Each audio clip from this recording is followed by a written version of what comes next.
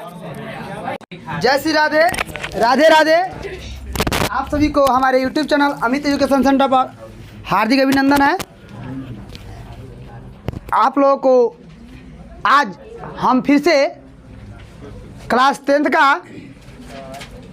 का भूगोल पाठ परिवहन संचार और व्यापार के चैप्टर से है ना वायु मार्ग से पढ़ाने वाले हैं। और वायु मार्ग से पहले सड़क मार्ग परिवहन क्या है ना, और रेल मार्ग, भारत में प्रादेशिक सड़कों का वितरण, इन सारे टॉपिकों पर हम चर्चा कर लिए हैं। तो आज के वीडियो में हम लोग पढ़ेंगे दोस्तों, ये सब हम पढ़ा दिए हैं। आज के वीडियो में हम लोग पढ़ेंगे वायु मार्ग। क्या पढ़ेंगे? वायु मार्ग। वायु मार्ग क्या होता है, यानी एग्जाम में अगर पूछ दे कि वायु मार्ग क्या है तो उसे कैसे लिखेंगे, तो उसके लिए हम यहाँ पे लिख कर लाए हैं। और इसके बारे में अगर आप जानते हैं तो बहुत अच्छा, अगर नहीं जानते हैं तो आप हमारे चैनल से इसको नोट करके और याद करके और एग्ज़ाम में लिख सकते हैं, कोई दिक्कत नहीं है। तो दोस्तों आज के वीडियो में हम लोग पढ़ने वाले हैं है ना वायु मार्ग। वायु मार्ग होता क्या है, वायु मार्ग होता क्या है इसके बारे में।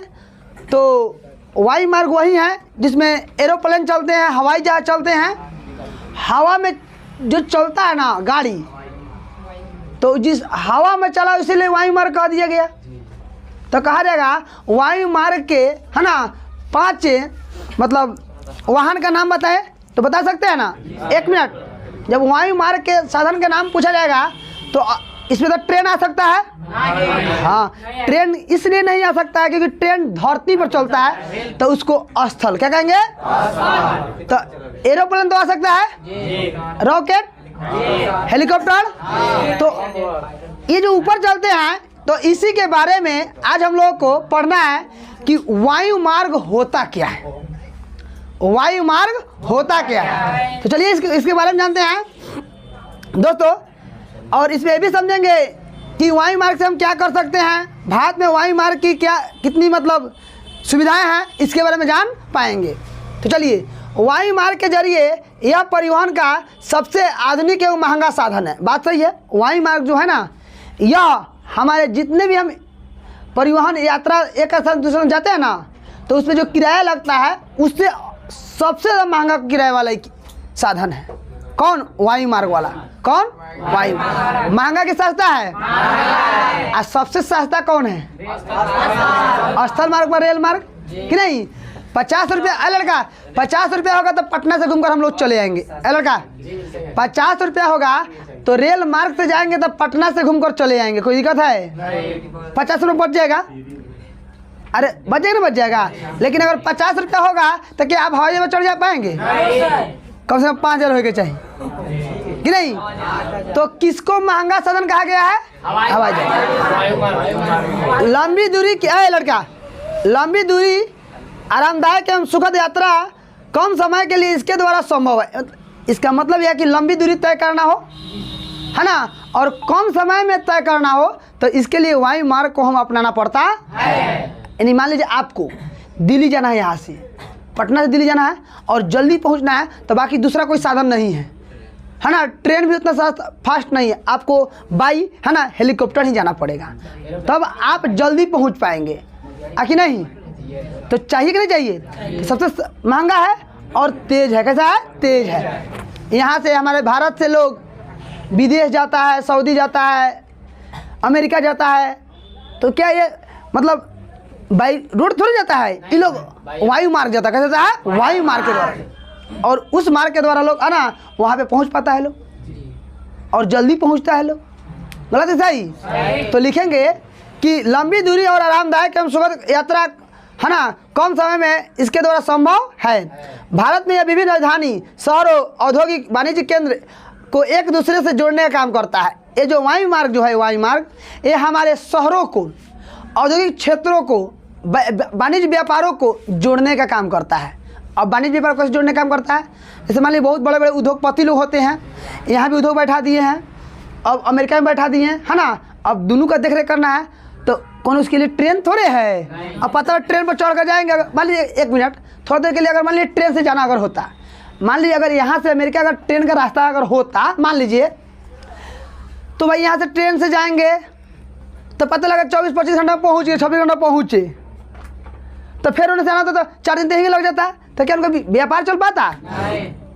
तो इसके लिए है ना, मतलब हमारा उद्योग चले है ना, एक दूसरे को जोड़ने का काम करे, तो हम एरोप्लेन का उपयोग करते हैं, वायुमार्ग का काम करते हैं। यानी सीधी सी बात है, राजधानियों को, औद्योगिक क्षेत्रों को, वाणिज्य केंद्रों को है ना विकास में आगे बढ़ाने के लिए वायुमार्ग की सहायता ली जाती है। कोई दिक्कत?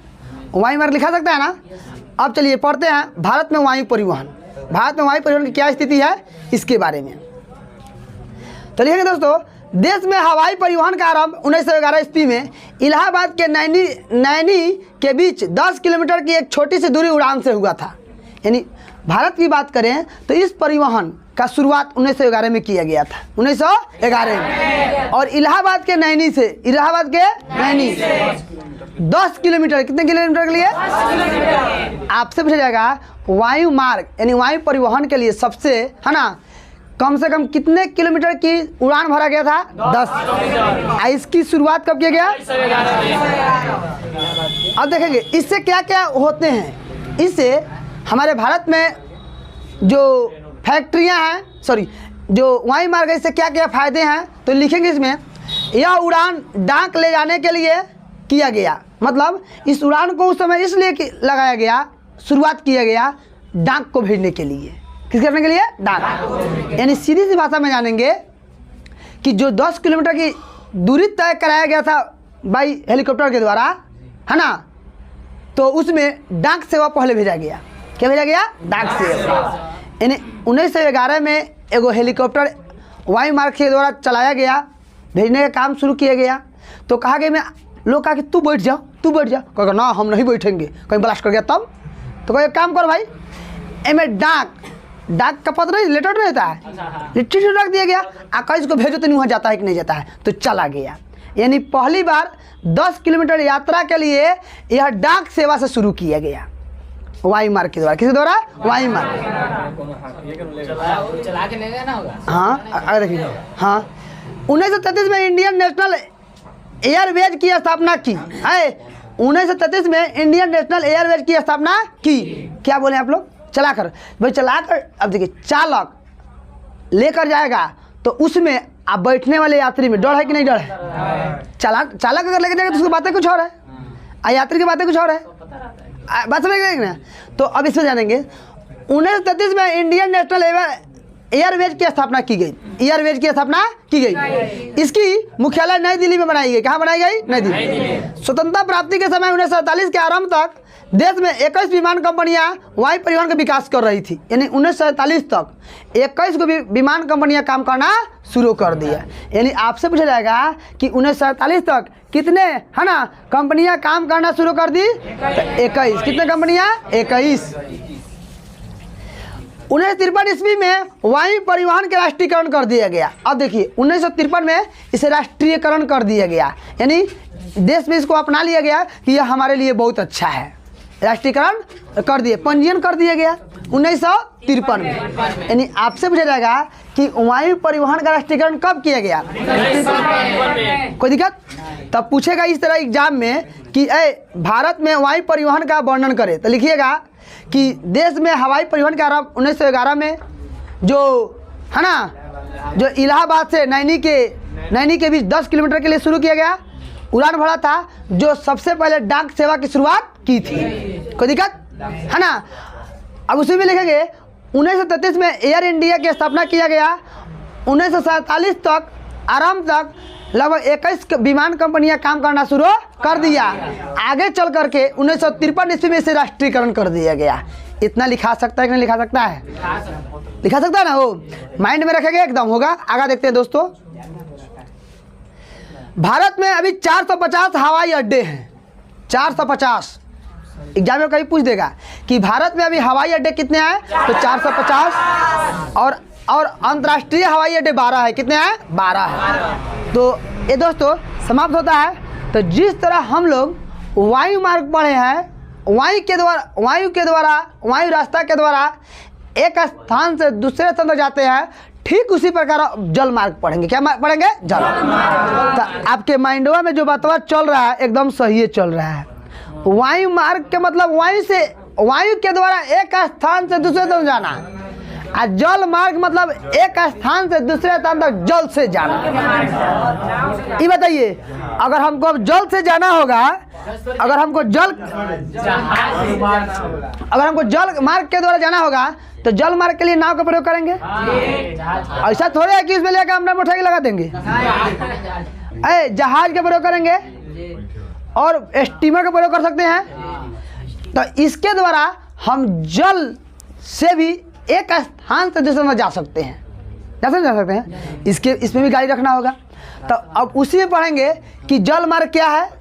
जिस तरह से हम लोग पढ़े थे NH1, NH2, NH3, NH4, NH5, NH6 ऐसे पढ़े थे। इस तरह इसमें भी होता है राष्ट्रीय जल मार्ग संख्या 1, राष्ट्रीय जल मार्ग संख्या 2। तो अब जल मार्ग क्या है, यह कितने प्रकार के होते हैं, है ना। इससे कौन व्यक्ति ज़्यादा यात्रा करता है, कहाँ सबसे ज़्यादा लाभदायक है, तो सारा आप पढ़ेंगे तो इसके बारे में बात चलेगा, जानेंगे हम लोग। तो जल मार्ग के बारे में भी जानना जरूरी है। यानी अभी तक हम लोग ये जानते हैं कि जल मार्ग से हम लोग, है ना, बस कुछ नहीं, मछली मारने का काम करते हैं, बालू ढोने का काम करते हैं, खाली ए पार से ओ पार जाने का काम करते हैं। तो ये तो हईले है, ये तो हम लोग आम काम है। आम काम नहीं है। हम लोग तो नदियों में जाते हैं तुरंत उसको हम लोग डेंगी कहते हैं। भाई देखो, उसको डेंगी कहते हैं। ऐसे रहता, देखो ऐसे रहेगा, ऐसे रहेगा, ऐसे मान लो एगो नाव हो गया, चल रहा है, पानी है, पानी नहीं है, नाव नहीं है। अच्छा चलो मान लो कि इसमें इस सूरज भाई बैठे हुए हैं।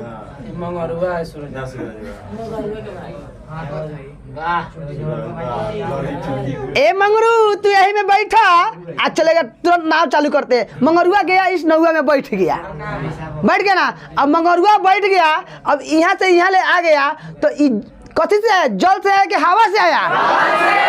तो इसको जल मार कहेंगे, जल मार। अब कहेंगे ए मंगरू उतर जा, तो काम तमाम हो गया। कहेंगे कि उतार दिए, यानी अब एक डेंगी से उतर कर दूसरे डेंगी पर चले, तो इसको हम लोग भोजपुरी भाषा में डेंगी कहते हैं।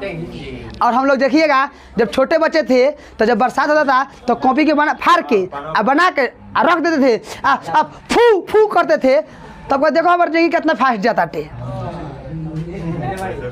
अरे होता था कि नहीं होता था? यही है।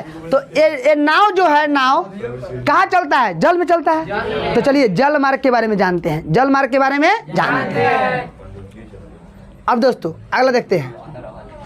जल मार्ग परिवहन एक प्राचीन माध्यम रहा है। देखो जल मार्ग परिवहन जो है प्राचीन, बहुत पुराना समय से ये चलता रहा है। आजकल का थोड़े है वो। हमको तो लगता है कि जब स्थल मार्ग होगा, जब हम लोग सड़क बना होगा तब जल मार्ग बन गया होगा। हम लोग क्या करते हैं, गांव में है तो केरा के डफुआ को लगा के एक लोग जोड़ देते हैं और वही पे खूब घूमते हैं सब। आप देखते हैं कि पानी में जो होता है कुमी होता है, उसके एक गोट कर लेते हैं और बच्चा को खूब तैरते हैं, हम लोग खूब चलाते हैं। कुमी एक प्रकार पौधा ही होता है ना, पौधा ही है, छोटा छोटा पानी में उगता है। एक लोग जमा कर लेते हैं, वही पर लोग बैठ जाते हैं, खूब चलते हैं। देखें तो सबसे पुराना कि नया है वो? पुराना कि नया है? पुराना। यानी आपसे पूछा जाएगा कि सबसे पुराना साधन कौन है, तो जल मार्ग। सबसे पुराना मार्ग जल मार्ग। इसके द्वारा विश्व स्तर पर कई साहसिक यात्राएं की गई है। मतलब इसके द्वारा, यानी जल मार्ग के द्वारा बहुत सारे यात्राएं भी की गई है। जल मार्ग दो प्रकार का होता है। कितने प्रकार के? दो। एक आंतरिक जल मार्ग और दूसरा अंतर्राष्ट्रीय जल मार्ग। एक आंतरिक जल मार्ग और दूसरा अंतर्राष्ट्रीय जल मार्ग। तो सबसे पहले हम लोग आंतरिक जल मार्ग के बारे में पढ़ लेंगे, उसके बाद में अंतर्राष्ट्रीय जल मार्ग के बारे में पढ़ लेंगे। आंतरिक जल मार्ग के बारे में पढ़ लेंगे, अंतर्राष्ट्रीय जल मार्ग के बारे में पढ़ लेंगे, तो जल मार्ग समाप्त। जल मार्ग समाप्त। तब इसके बारे में पढ़ेंगे संचार। क्या पढ़ेंगे? संचार। थोड़ा बड़ा संचार पढ़ लेंगे, वो संचार भी समाप्त। उसके बाद व्यापार, बस व्यापार पढ़ लेंगे, व्यापार समाप्त, चैप्टर समाप्त। और याद रहे दोस्तों, इस समय हमारे 3 से 4 थ्योरी और रात्रि है ना, मतलब 8 बजे के करीब में हमारा लाइव इसी चैप्टर से ऑब्जेक्टिव चलता है। तो उम्मीद करेंगे कि आप वहां आकर जरूर टेस्ट लगाएंगे कि आपके कितने सही हुए हैं, है ना। और टेस्ट लगा करके जो प्रश्न गलत होते हैं उस प्रश्न को किताब में पढ़ें कि हमारा क्यों गलत हुआ है, आप फिर किताब पढ़ करके आप फिर हमारे वीडियो को एक बार चलाएं, आप तब देखिए कि आपका कितना सही हो रहा है। तब आपकी तैयारी को स्ट्रॉन्ग कहा जाएगा। क्या कहा जाएगा? स्ट्रॉन्ग। यानी अगर आपको हमारे चैनल से कुछ फ़ायदा लेना है तो हमारे चैनल को तभी आप सब्सक्राइब करें जब आप किताब पढ़ते हो। झूठो मूठो का सब्सक्राइब करने से कोई फ़ायदा नहीं है। यानी अगर हमारा जब चैनल देखना शुरू कीजिए, वीडियो देखना शुरू कीजिए, तो समझ में अगर नहीं आता है या हम ऑब्जेक्टिव टाइप क्वेश्चन शुरू करते हैं तो मेरे ऑब्जेक्टिव टाइप क्वेश्चन शुरू करने से पहले एक बार आप बुक पढ़ ले और उसके बाद मेरा चैनल को चालू करें, वीडियो को चालू करें, तब देखिए आपके कितने सही होते हैं। मज़ा आ जाएगा आप लोगों को। सारा काम करेंगे, सारा दुनिया एक हो रही, हमारा दुनिया एक हो रही। तो पहले बुक पढ़ लेंगे, उसके बाद में आएंगे मेरे चैनल पे, है ना, खोलेंगे अमित एजुकेशन सेंटर 21, तो हमारा ऊपर ही दिखेगा और जिस विषय का चाहिए वो विषय आपको इस पर मिलेगा। और ऑब्जेक्टिव टाइप लगाइएगा कितना आपके सही होते हैं। बस किताब तो पढ़ो कम से कम आइए। तो चलिए दोस्तों, तो जल मार्ग कितने प्रकार के होते हैं? 2, एक आंतरिक जल मार्ग, दूसरा अंतर्राष्ट्रीय जल मार्ग। तो चलिए अब जानते हैं। भारत में लगभग 14,500 किलोमीटर लंबे नौसंचालक मार्ग है, जिसे प्रति वर्ष लगभग 5 करोड़ है ना माल की ढुलाई की जाती है। माल की ढुलाई की जाती है।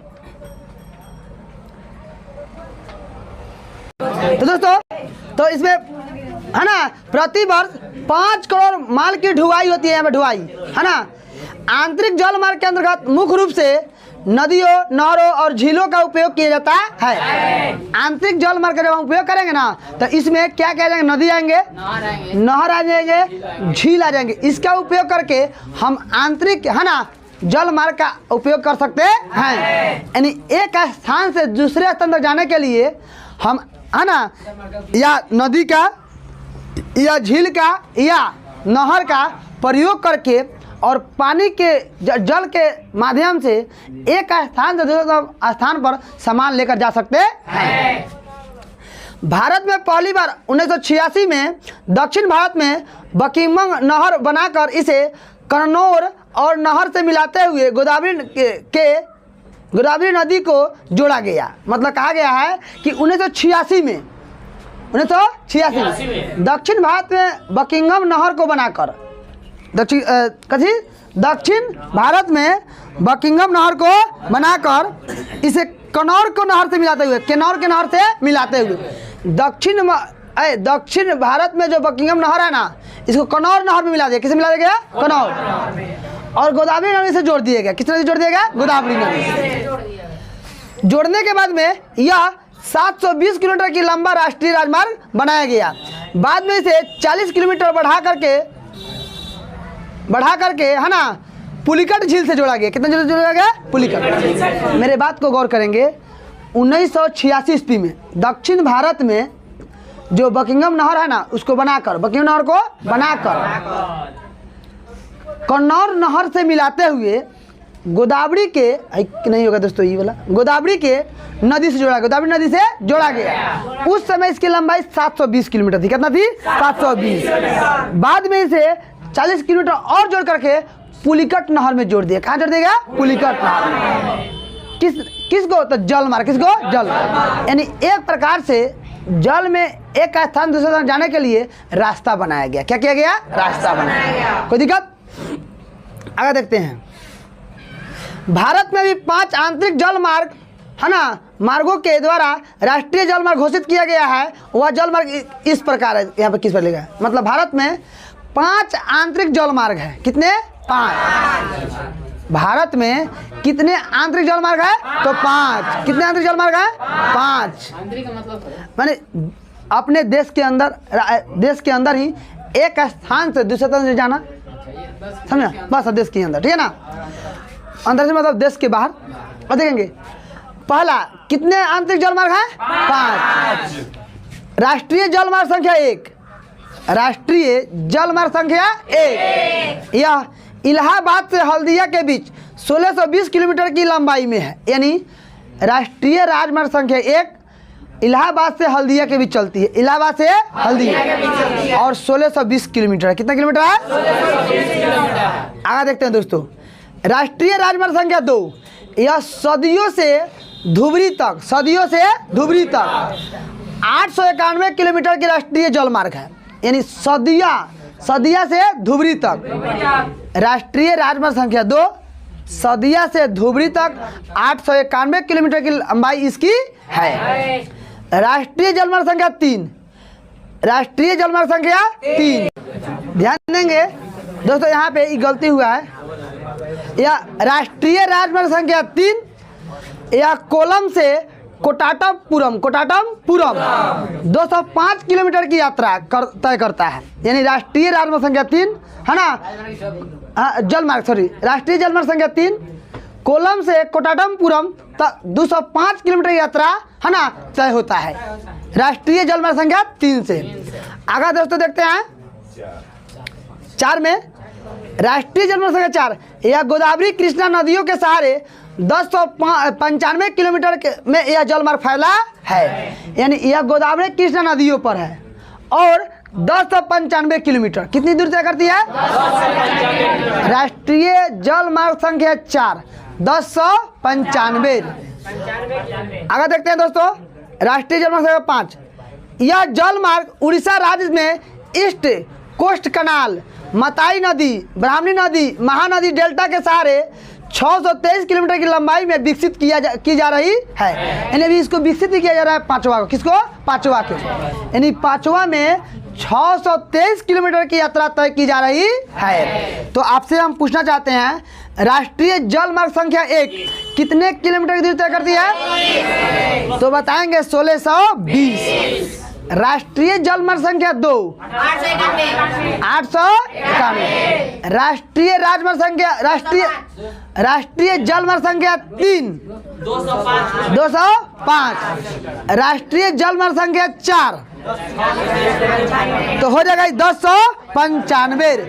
राष्ट्रीय जलमार्ग संख्या 5 623।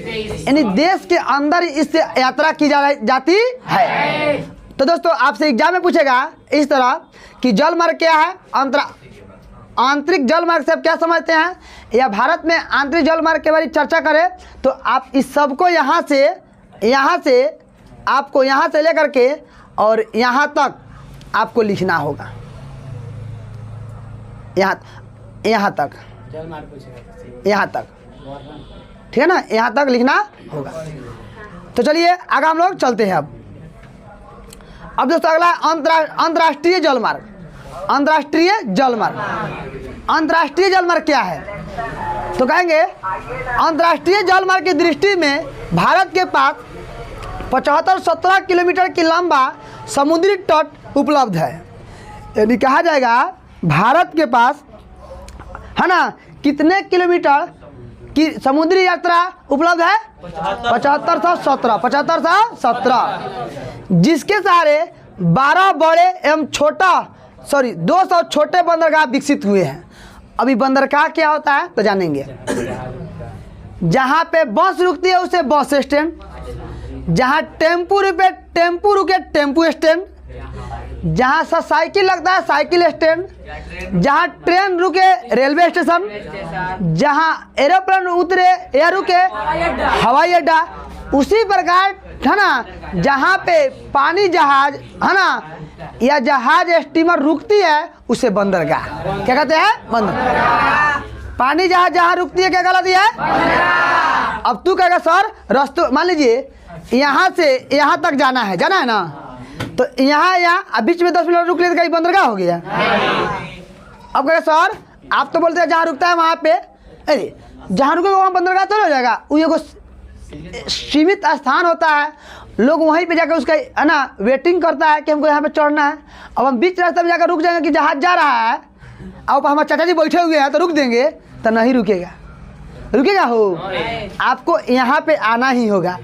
तो जहाँ से सामान लादी जाए, सामान उतारी जाए, जहाँ पे जहाज स्वतः आकर अपने आप आकर वहाँ रुकना ही रुकना है, उसे बंदरगाह क्या कहते हैं। अब बीच में कहीं रुक जाएगा तो बंदरगाह कहलाएगा। उधर ऐसा ही रुक गया क्या। तो आपसे पूछा जाएगा कि भारत में कितने बड़े बंदरगाह हैं, 12, और छोटे बंदरगाह कितने हैं, 200। भारत में कितने बड़े बंदरगाह हैं, और छोटे कितने हैं, 200। देश का लगभग 90% व्यापारी इन्हीं समुद्री मार्ग से होता है, यानी देश में लगभग 90% लोग हैं जो इन्हीं मतलब बंदरगाहों से लोग एक ऐसा जगह जा पाते हैं। व्यापारिक जहाजरानी बेड़े की दृष्टि से भारत का विश्व में कौन स्थान है, 20वां स्थान है। यानी इस जल मार्ग के अंतर्राष्ट्रीय जल मार्ग में भारत का स्थान 20वां है। भारत का स्थान अंतर्राष्ट्रीय जल मार्ग के मामले में भारत का स्थान कितना है, 20वां है।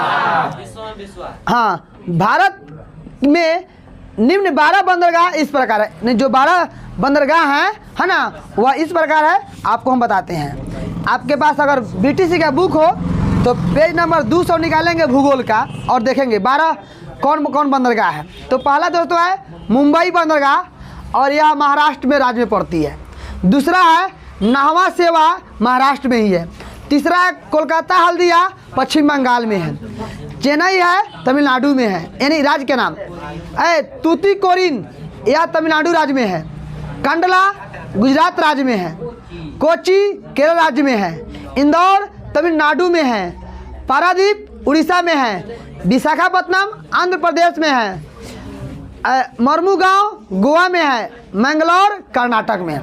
यानी ये सब के सब है ना 12 राज्य का नाम इसमें दिया गया है और इस सब बंदरगाह का नाम दिया गया है। तो भारत में कितने बंदरगाह हैं, 12। बड़े बंदरगाह और छोटे बंदरगाह 200।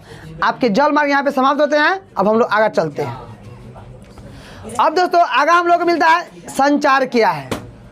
संचार हाँ अंतर्राष्ट्रीय था।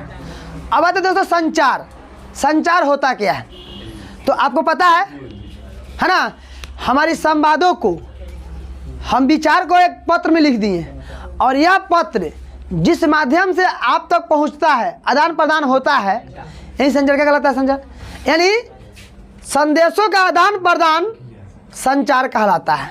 संदेशों का आदान प्रदान क्या कहलाता है, संचार। तो इसमें हम लोग ये पढ़ेंगे कि संचार क्या है। प्राचीन समय में संचार कैसे होता था, मध्यकाल में कैसे होता था और आधुनिक काल में कैसे हो रहा है। मतलब प्राचीन समय में लोगों का संदेश कैसे पहुंचता था एक स्थान दूसरे स्थान पर, मध्यकाल में कैसे पहुंचता था और आधुनिक काल में कैसे पहुंचता था।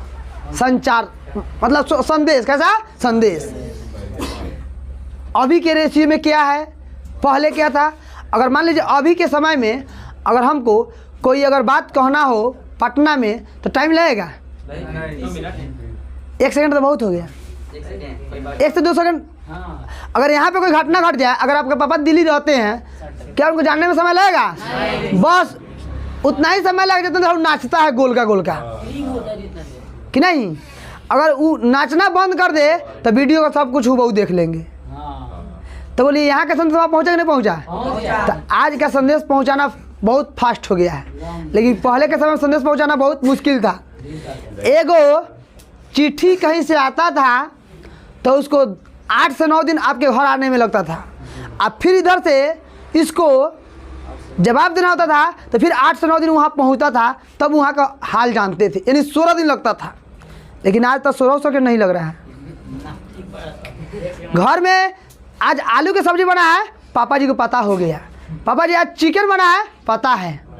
वाह, हो कैसी चला रहे हैं, हो चिकन बनाया क्या था, हाँ वाह ठीक है बहुत अच्छा। और पानी क्या गिराए हो नीचे, वाह वीडियो कॉल में देख रहे हैं, पानी क्या गिराए हैं। अच्छा बाहरवा कोई बोल रहा है क्या, मोबाइल में सुना रहा है ना, कोई दूसरा कोई आदमी बोल रहा है। अरे ना कहते हैं तो बोलिए यहाँ तो संदेश का पहुँचना टाइम लग रहा है, सब फास्ट में फास्ट जा रहा है। लेकिन पहले के समय में ये थोड़े लिखते थे कि बाहर अब मीट बना रहे हैं, अंदरवा क्या हो रहा है, ये थोड़े लिखा था। वो तो लिमिट समय लिखा था पापा जी, है ना। आदरणीय पापा जी, चरण कमलों सदर प्रणाम। मैं कुशल पूर्वक हूँ और आपकी कुशलता के लिए भगवान से प्रार्थना करता हूँ कि आप भी कुशल होंगे। बस एक बाद में मेरी पढ़ाई बहुत अच्छी ढंग से चल रही है। पिछले वार्षिक परीक्षाओं में हम, है ना, प्रथम श्रेणी से उत्तीर्ण हुआ हूँ और मुझे स्कूल जाने में आने जाने में दिक्कत हो रही है, समस्या हो रही है। इसीलिए साइकिल खरीदने के लिए आप 5,000 रुपये भेज दें। हो गया। ये थोड़ा लिखा था कि गोभी कहाँ बा, आलू कहाँ, प्याज कहाँ बा, ये लिखा था हो। लेकिन आज तो हो रहा है। तो आज क्या हो रहा है, तो संचार के जो साधन है वो क्या है, मतलब बहुत विकसित कर गया है। संचार के तो साधन बहुत विकसित कर गया, तभी तो हो रहा है कि नहीं हो रहा है। बहुत सही। आप यहाँ पढ़ते हैं, ऑनलाइन पैसा पेमेंट कर देते हैं, टाइम लगता है। आप पहले तो भाई वेटिंग किया था, पापा जी बाहर गए हैं, पैसा भेजेंगे, फिर बैंक में आएगा, फिर मम्मी बैंक में जाएगी, फिर निकालेगी, फिर लाएगी, तब ना आपको मिलेगा। लेकिन आज है, आज पापा जी वहाँ हाँ डाल देते हैं, चेक किए था, चेक हुआ, पैसा आ गया। पैसा बोलिए कितना फास्ट हुआ। तो हमारा बोलिए संचार विकास कर रहा है कि नहीं कर रहा है। तो बस इसमें यही पढ़ना है कि संचार क्या है, पहले के समय संचार कैसे होता था, अभी कैसे हो रहा है, इसके बारे में। फिर भारत में संचार की स्थिति पढ़ेंगे तो समाप्त होगा। तो चलिए हम चलते हैं, सबसे पहले आगे देखते हैं। तो संदेशों का आदान प्रदान संचार कहलाता है। संचार के प्रमुख साधन डाक सेवा, Telegram, telephone, fax, radio, cinema, समाचार पत्र, पत्रिकाएं, इंटरनेट, ईमेल इत्यादि है। मतलब सही, यानी संचार हम इनके माध्यम से एक स्थान से दूसरे स्थान भेज सकते हैं। संदेश कैसे भेज सकते हैं, मैसेज। अब इसके बारे में डिटेल पढ़ते हैं। प्राचीन काल में यह ताली बजाकर, ढोल बजाकर, आग जलाकर या फिर अन्य तरह से संदेश पहुंचाया जाता था। पहले के समय में, है ना, यानी अगर हमको किसी को तकाना है ना, तो ताली मारते थे, वो हमारे ताक देता था, है ना। ढोल बजा के, है ना, लड़का पहले के समय में किसी के घर खूब अच्छा खुशी होता था तो खूब ढोल बजाता था, खूब ढोल पीटता था, ढम ढम। आग जला करके या अन्य तरह से संदेश पहुंचाया जाता था। वही मध्यकाल की बात करें, मध्यकाल में, अब प्राचीन से कब चला गया मध्यकाल। तेज दौड़ने वाले व्यक्ति, जो व्यक्ति तेज दौड़ता था, खूब चलता था, तो उससे संदेश पहुंचाया जाता था, या कबूतरों के द्वारा संदेश भेजे जाते थे। आधुनिक समय में कबूतर लेके जाता था उस समय, है ना, उसका अति नाम था उस समय तक, है ना। आधुनिक समय में संचार के कई साधन विकसित किए गए हैं। मतलब अभी के समय में, प्राचीन समय में ताली बजाकर, ढोल बजाकर और अन्य तरह से संदेश को भेजा था। मध्यकाल में जो तेज दौड़ने वाला व्यक्ति था, उसके नहीं तो कबूतर से भेजा जाता था। लेकिन आधुनिक यानी अभी के समय में, अभी के समय में संचार आधुनिक समय में संचार के कई साधन विकसित किए गए हैं। ऐसे भी संचार विकसित किया जा चुका है जिसके द्वारा बड़े बड़े जनसमूहों में एक साथ संदेश भेजना संभव हो गया है। मतलब अभी के समय में ऐसा मतलब ये विकसित हो गया है जो हम बहुत लोगों के पास आराम से 50,000 6,000 लोगों के पास आराम से हम मैसेज भेज सकते हैं। एगो अगर मान लीजिए फेसबुक हुआ तो फेसबुक हम लोग थोड़ा जुड़ा रहता है। एक कोनो बात फेसबुक लिख के डाल दीजिए, सारा लोग जान जाएगा। जो आपको पहचानता सब लोग जानना जाएगा, तो आसान हुआ कि नहीं हुआ। लेकिन पहले के समय में ऐसा था नहीं था। आगे देखते हैं। वर्तमान समय में संचार के साधनों का महत्व इतना बढ़ गया कि इसके द्वारा घरेलू एवं राष्ट्रीय अंतर्राष्ट्रीय व्यापार के अंतर्गत सामानों एवं वस्तुओं का मंगाना एवं भेजना आसान हो गया है। यानी वर्तमान समय में यह साधन संचार से इतना महत्वपूर्ण हो गया कि आज हम घरेलू कार्य कहें, चाहे राष्ट्रीय कार्य कहें या अंतर्राष्ट्रीय कार्य कहें, बहुत, है ना, क्या हो गया, ये महत्वपूर्ण हो गया और आसान हो गया। जैसे मान लीजिए हम यहाँ बैठे बैठे हैं, यहीं से फ्लिपकार्ट पर ऑर्डर कर देंगे, खाना चला आएगा। फ्लिपकार्ट पर ऑर्डर कर देंगे, कॉलम आ जाएगा। फ्लिपकार्ट पर ऑनलाइन कर देंगे, ऑर्डर कर देंगे, कॉपी चलेगा। तो बोलिए संचार के साधन विकसित हुए कि नहीं हुए? तो या तो राष्ट्रीय स्तर पर कहें या अंतर्राष्ट्रीय कहें या घरेलू काम में कहें, बोलिए आसान किया कि नहीं किया? आई किया कौन है? संचार। कौन किया? संचार। इसी तरह बाढ़, तूफान, आतंकी गतिविधियों से समझ जानकारी या लोगों तक पहुंचाने के प्रति जागरूक अथवा सूचित करने के संचार के साधन उल्लेखनीय योगदान है। मतलब इस तरह से कहीं बाढ़ आ रहा है, चाहे कहीं भूकंप आ रहा है, चाहे कहीं आतंकी हमला हो रहा है, तो इस मैसेज को अन्य लोगों को पहुंचाना है ताकि वहाँ के लोग सतर्क हो जाएं, तो इसमें भी इसका योगदान है। संचार का योगदान है कि नहीं है? संचार का नहीं योगदान है। जैसे मान लीजिए शरीयतपुर बगल में हसनपुर में कोई मान लीजिए हादसा हो गया कि नहीं हो गया, तो यहीं पे तुरंत टीवी पर या व्हाट्सएप या फेसबुक छा जाएगा कि भाई शरीयतपुर के लोग शरीयतपुर में रहे, हसनपुर में नहीं है, नहीं तो यहाँ हादसा शुरू हो चुका है। तो बोलिए हमको मैसेज मिला तो हम वहाँ गए, हमारा जीवन सुरक्षित हो गया ना हो गया? तो ये कैसे हुआ? संचार। अगर संचारवा नहीं रहता तो वो हादसा में हम ही जाते नहीं जाते, लेकिन हम नहीं गए, हम बच गए, तो इसके पीछे किसका हाथ है? आज संचार नहीं रहता तो कौन लेटर लिख के देता का हमको? कहे मोर तो हम कथी करी, हम कहीं तो रखा वेला, लेकिन आज मोबाइल हो गया, तुरंत फेसबुक पर डाल दिया जाएगा कि भाई शरीयतपुर वाला परशुरामपुर में रहे, शरीयतपुर वाला शरीयतपुर में रहे, क्योंकि हसनपुर में बहुत बड़ा है ना, मतलब कांड हो रहा है, हो रहा है। अरे तो ऐसे मैसेजों को पहुंचाना संचार के है ना साधन से विकसित होने से ऐसे हुआ है, तो लिखा सकता है ना। अब दोस्तों इसके बाद में हम लोग ये ऑब्जेक्टिव है ना, रात में लाइव में आएंगे और ऑब्जेक्टिव पूरा ऑब्जेक्टिव है, देखिए रात में लाइव आकर के इसको हम पढ़ाएंगे, ठीक है ना। अब हाथ में संचार के साधन दोस्तों है, उसको हम कल पढ़ाएंगे और कल चैप्टर समाप्त हो जाएगा। तब तक के लिए जय हिंद, जय भारत।